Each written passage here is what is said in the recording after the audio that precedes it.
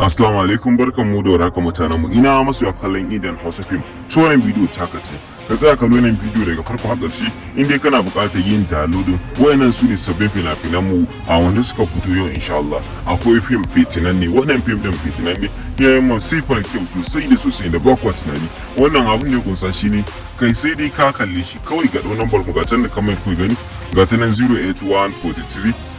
33 1131 ga ta nan ku dauka ku yi mana magana insha Allah za ku samu fim din da kuke so ba kuwa da matsala. Ku dauka ku yi mana magana wasu ko telegram duk fim da kake bukata so ko sabo za ka iya samun shi ta wannan namba ne kadai in dai ka dauka ka yi mana magana kawai abin da zaka ce salam kana bukatar yin downloading inda na wasu biyu bakara banda kira da Allah ai hakuri iya voice ta wasu ma ta isa insha Allah telegram ko wasu VIP group sannan muna da VIP group na WhatsApp ko na telegram kowane akalla za ka yi samun fina-finai 90 kamar yadda muka faɗi a baya za ka yi samun fina-finai 90 wanda su wayannan fina-fina a kowace rana ne ka ga fim din wannan mai garkuwa ya yi matuƙar kyau sosai da sosai shi ma nan musamman ne kawai ka ɗau lambar muka an taya ta kan wasa ɗin ka kai sai ka yi mana magana insha Allah za ka samu bidiyon fina-finan da kake so musamman ma na yau akwai fim din shawagi na gobe insha Allah gobe ladi akwai zafafa ku kasance da wannan tasha kar ku manta ku subscribe da like domin da zarar mun saki sabbin fina-finai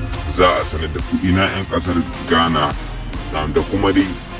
Mali, Libya duk kasar da ake jin Hausa in dai kana so kalli Indian Hausa film wannan dama ce wadda muka samu muka kawo muku ita ku ɗau lambar mu ga tana kamar yadda kuke gani ku yi mana magana ta WhatsApp da Telegram ku ce kuna bukata a saku wannan tsari ga kuma takun saka